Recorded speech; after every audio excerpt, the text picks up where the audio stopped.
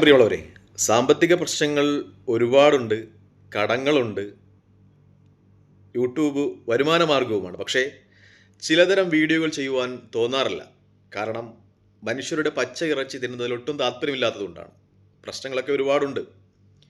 ഞാനീ പറഞ്ഞു വരുന്നത് അഖിൽ NRD എന്ന് പറയുന്ന മലയാളത്തിലെ പ്രശസ്തനായ ഒരു യൂട്യൂബറുടെ ഭാര്യ ഒളിച്ചോടി. അതുമായി ബന്ധപ്പെട്ട് അത്തരം വീഡിയോകൾ ചെയ്യുന്ന ആളുകളുടെ ഒക്കെയും വീഡിയോകൾ കാണുമ്പോഴാണ് വല്ലാതെ വിഷമം തോന്നാറുണ്ട്. കാരണം ഒരു മനുഷ്യൻ്റെ അവസ്ഥ അത് വിറ്റ് പരമാവധി പൊടിപ്പും തൊങ്ങലുമൊക്കെ ചേർത്ത് അത് വിറ്റ് കാശാക്കുന്ന ആളുകളെക്കുറിച്ച് ഓർക്കുമ്പോൾ പുച്ഛം തോന്നാറുണ്ട്.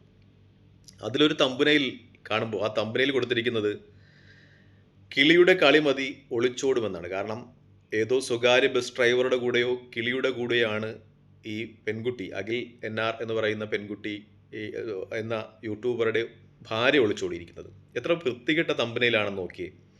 ഇനി മറ്റൊരു യൂട്യൂബർ, പ്രശസ്തനായ യൂട്യൂബറാണ്, അദ്ദേഹത്തിൻ്റെ പേരൊന്നും ഞാൻ പറയുന്നില്ല. അദ്ദേഹം പറയുന്നത് ഈ അഖിൽ നൂറനാടുമായിട്ട് തനിക്ക് വളരെ അടുത്ത ബന്ധമുണ്ട്, അദ്ദേഹത്തിൻ്റെ കല്യാണത്തിലൊക്കെ പോയിരുന്നു, വിവാഹത്തിലൊക്കെ പോയിരുന്നു, ഈ പെൺകുട്ടിയുമായിട്ടും അദ്ദേഹവുമായിട്ട് വളരെ അടുത്ത സൗഹൃദമുണ്ട്. പക്ഷേ തനിക്ക് വീഡിയോ ചെയ്യാതിരിക്കുവാൻ കഴിയുന്നില്ല. കാരണം ഇത് ഇപ്പോൾ യൂട്യൂബിൻ്റെ അൽഗോരിതത്തിലുള്ള ഒരു വീഡിയോ ആണ്.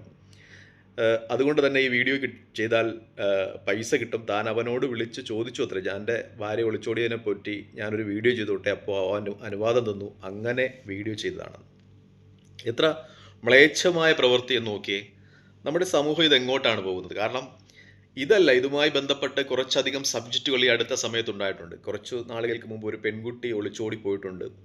അപ്പോൾ പെൺകുട്ടി ഒളിച്ചോടി പോയതുമായി ബന്ധപ്പെട്ട വീഡിയോകൾ, അവളുടെ അവിഹിതങ്ങൾ, അവളുടെ കൂട്ടുകാരികളുടെ സംഭാഷണങ്ങൾ, ഇതൊക്കെയും എടുത്തിട്ട് കൊണ്ട് ഇങ്ങനെ വീഡിയോ ചെയ്യുന്ന കുറേ യൂട്യൂബർമാർ. ഇതൊക്കെ ഏത് കുടുംബത്തിലും എപ്പോഴും സംഭവിക്കാവുന്ന കാര്യങ്ങളാണ്. ഒന്നുകിൽ നമുക്ക് സംഭവിക്കാം, അല്ലെങ്കിൽ നമ്മുടെ കുടുംബത്തിൽ സംഭവിക്കാം. ഒരു നിമിഷത്തിൻ്റെ കാര്യങ്ങളാണിത്. ആർക്ക് എന്താണ് എപ്പോഴാണ് തൻ്റെ മനസ്സിൻ്റെ ഒരു കാര്യങ്ങൾ തെറ്റുന്നതെന്ന് പറയാൻ പറ്റില്ല. ഏതൊരാളും തെറ്റിലോട്ട് പോയേക്കാം. ആ തെറ്റിൽ പോയ ആൾ മാത്രമല്ല, അദ്ദേഹത്തിൻ്റെ കുടുംബം പോലും ഈ സാമൂഹ്യ മാധ്യമത്തിലൊക്കെ വലിച്ചിഴക്കപ്പെടുക എന്ന് പറയുന്നത് മ്ലേച്ഛത്തരമാണ് എന്ന് പറയാതെ വയ്യ.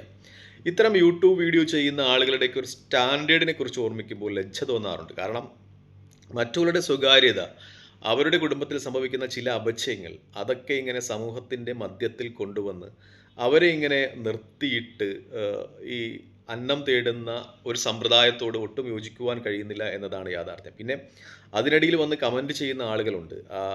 ഈ ഒളിച്ചോടി പോയ സ്ത്രീയെ കുറിച്ചും അല്ലെങ്കിൽ അവളുടെ ഹസ്ബൻഡിനെ കുറിച്ചുമൊക്കെ കമൻറ്റ് ചെയ്യുന്ന ആളുകളുണ്ട്. അവരോടൊക്കെ പറയാനുള്ളത്, നമ്മുടെ കുടുംബത്തിലുമൊക്കെ ഇങ്ങനെ സംഭവിക്കാം. നമ്മുടെ കയ്യിലിരിക്കുന്ന കാര്യങ്ങളല്ല ഇതൊന്നും.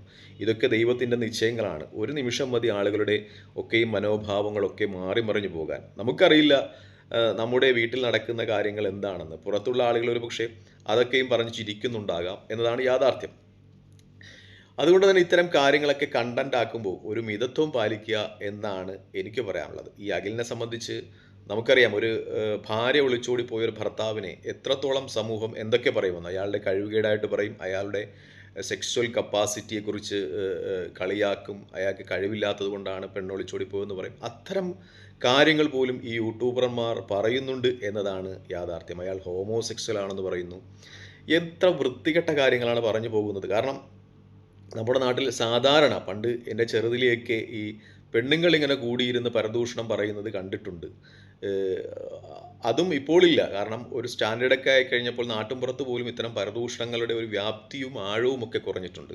അതൊക്കെയും ഇത്തരം യൂട്യൂബർമാർ ഏറ്റെടുത്തിട്ടുണ്ട് എന്നതാണ് സത്യം. പ്രത്യേകിച്ചും പറഞ്ഞു പോകുന്നത് അത്രയും ഒരു സ്റ്റാൻഡേർഡ് ഇല്ലാത്ത ഭാഷയിൽ, വെറും പരദൂഷണ നിലവാരം മാത്രമുള്ള ഭാഷയിൽ ഇത്തരം കാര്യങ്ങൾ പറഞ്ഞു പോകുന്ന ആളുകളെ പ്രോത്സാഹിപ്പിക്കാനും അവർക്ക് വ്യൂവർഷിപ്പ് നേടിക്കൊടുക്കാനും ഒക്കെ ആളുകളുണ്ട് എന്ന് പറയുമ്പോൾ ലജ്ജ തോന്നുന്നുണ്ട്. പ്രത്യേകിച്ചും ഈ രാഷ്ട്രീയ അല്ലെങ്കിൽ പൊതുവിജ്ഞാന വീഡിയോകൾ ചെയ്യുന്ന ആളുകളൊക്കെ വളരെ സ്ട്രഗിൾ ചെയ്തിട്ട് പഠിച്ചിട്ട് ഒക്കെയാണ് വീഡിയോകൾ ചെയ്യാറുള്ളത്. ഓരോരോ കാര്യങ്ങളും റെഫർ ചെയ്ത് ഒരു ചെറിയ തെറ്റ് പോലും വരാൻ പാടില്ല. പക്ഷേ ഇത്തരം വീഡിയോകൾ ചെയ്യുന്ന ആളുകൾക്ക് ദിവസവും സബ്ജക്റ്റുകൾ കിട്ടാറുണ്ട്, ദിവസവും നാട്ടിൽ ഒളിച്ചോട്ടങ്ങൾ നടക്കാറുണ്ട്, അവിഹിതങ്ങൾ നടത്താറുണ്ട്. ഇതൊക്കെയും എടുത്തിട്ട് നിമിഷ നേരങ്ങൾ കൊണ്ടാണ് 2-3 ലക്ഷം ആളുകളൊക്കെ വ്യൂസ് വരുന്നത് എന്നതാണ് യാഥാർത്ഥ്യം. ഇപ്പോൾ നമ്മുടെ നാട്ടിലെ ഈ പരദൂഷണം അതൊക്കെയും ഇപ്പോൾ ഈ യൂട്യൂബ് വഴിയായിട്ടുണ്ട് എന്നതാണ് എനിക്ക് പറയാനുള്ളത്. എന്തായാലും ഈ കണ്ടന്റ് ചെയ്യുന്ന ആളുകളൊക്കെ ഒന്ന് ശ്രദ്ധിക്കണം. പൈസ എല്ലാവരുടെയും ആവശ്യമാണ്. പക്ഷേ നമ്മുടെ ജീവിതത്തിലും നമ്മുടെ കുടുംബത്തിലുമൊക്കെ ഇത്തരം സാഹചര്യങ്ങൾ വന്നു ഭവിച്ചേക്കാം. ഇതൊക്കെ ദൈവത്തിൻ്റെ ഒരു വിധിയാണ്. നമ്മളൊന്നും ദൈവതുല്യരല്ല. എപ്പോഴും വേണോ നമ്മുടെ വീട്ടിലുള്ള ആളുകൾക്കോ നമ്മൾക്കോ ഒക്കെ ഈ മനസ്സിൻ്റെ ഒരു കൺട്രോളൊക്കെ തെറ്റിപ്പോകും. എവിടെയെങ്കിലുമൊക്കെ ചെന്ന് അബദ്ധങ്ങളിലൊക്കെ ചാടിയേക്കാം. അപ്പോൾ മറ്റുള്ള ആളുകൾ ഇത്തരം കണ്ടന്റ് എടുത്തിട്ട് നമ്മുടെ ഫാമിലിയും നമ്മളെയും ഒക്കെയും ഇങ്ങനെ തേജോവധം ചെയ്യുമ്പോൾ അത് കണ്ടുകൊണ്ടിരിക്കുമ്പോൾ വിഷമം തോന്നാറുണ്ട്. ആ ഒരു കാര്യം നമ്മൾ ആലോചിക്കണം. അവരുടെ സ്ഥാനത്ത് നമ്മളെ ഒന്ന് റീപ്ലേസ് ചെയ്ത് നോക്കണം 5 10 മിനിറ്റ്. എന്നിട്ട് ഇത്തരം വീഡിയോകൾ ചെയ്യണം എന്നാണ് എനിക്ക് പറയാനുള്ളത്. നിർഭാഗ്യവശാൽ മലയാളികളുടെ ഒരു സാമൂഹ്യ അവസ്ഥ മറ്റുള്ളവരുടെ ഈ കിടപ്പറയിലേക്ക് അല്ലെങ്കിൽ അവരുടെ വീട്ടിലേക്ക് എത്തി നോക്കുക എന്നാണ്. എത്രത്തോളം മാന്യന്മാരാണ് എന്ന് പറഞ്ഞാലും എത്രത്തോളം എഡ്യൂക്കേറ്റഡ് ആണെന്ന് പറഞ്ഞാലും അത്തരം ഒരു സമ്പ്രദായം മലയാളികളുടെ ഇടയിലുണ്ട്. അത് വിറ്റാണ് ഇത്തരം യൂട്യൂബർമാരുടെയൊക്കെയും ഒരു ഉപജീവനം. ഞാൻ ആരെയും കുറ്റം പറയുന്നില്ല. പക്ഷേ സബ്ജക്റ്റുകൾ കൈകാര്യം ചെയ്യുമ്പോൾ ലിമിറ്റേഷൻസുകൾ വെക്കുക എന്നതാണ്. അവർക്കും കുടുംബമുണ്ട്, അവർക്കും ഒരുപക്ഷെ മക്കളുണ്ടാകാം, സഹോദരന്മാരുണ്ടാകാം, അച്ഛനുണ്ടാകാം. ഈ അഖിലിൻ്റെ വൈഫ് എന്നൊക്കെ പറയുന്ന കുറച്ച് നല്ല സ്റ്റാൻഡേർഡുള്ള ഫാമിലിയിൽ നിന്ന് വന്ന ആൾ ആണ് എന്നാണ് എനിക്ക് തോന്നുന്നത്. അപ്പോൾ അത്തരം സബ്ജക്റ്റുകൾ ചെയ്യുമ്പോൾ ഇപ്പോൾ യൂട്യൂബൊക്കെ എല്ലാവരുടെ കയ്യിലും ഉള്ളതാണ്. എല്ലാവരുടെ കയ്യിലും ഒരു ഫോണുണ്ട്. അവരിങ്ങനെ എടുത്തു നോക്കുമ്പോൾ ഇത്തരം ഒരു വീഡിയോകൾ തങ്ങളുടെ ഫാമിലിയെ പറ്റിയൊക്കെ കാണുമ്പോൾ അവർക്കൊക്കെ വിഷമം ഉണ്ടാകാം. അവരുടെ മനസ്സിൻ്റെ നിയന്ത്രണം വിട്ടുപോകാം. മനസ്സിൻ്റെ ഒരു നിമിഷം നിയന്ത്രണം വിട്ടുപോയാൽ എന്തൊക്കെയാണ് സംഭവിക്കുന്നത് നമുക്കറിയില്ല. അപ്പോൾ അത്തരം കണ്ടന്റുകൾ ചെയ്യുമ്പോൾ ഒന്ന് ആ സ്ഥലത്ത് നമ്മളെ ഒന്ന് റീപ്ലേസ് ചെയ്യുക, എന്നിട്ട് കണ്ടന്റ് ചെയ്യുക എന്നാണ് പറയാനുള്ളത്. പക്ഷേ നിർഭാഗ്യവശാൽ ഈ അഖിലുമായിട്ടൊക്കെ അടുത്ത ബന്ധം പുലർത്തുന്നു എന്ന് പറയുന്ന ആളുകൾ പോലും പ്രത്യേകിച്ച് നമുക്കറിയാം ഒരേ ജോലി ചെയ്യുന്ന ആളുകൾ തമ്മിലൊരു സൗഹൃദമുണ്ടാകാം. പ്രത്യേകിച്ചും യൂട്യൂബിൽ ഒരേ കണക്ക് വീഡിയോ ചെയ്യുന്ന ആൾക്കാർ.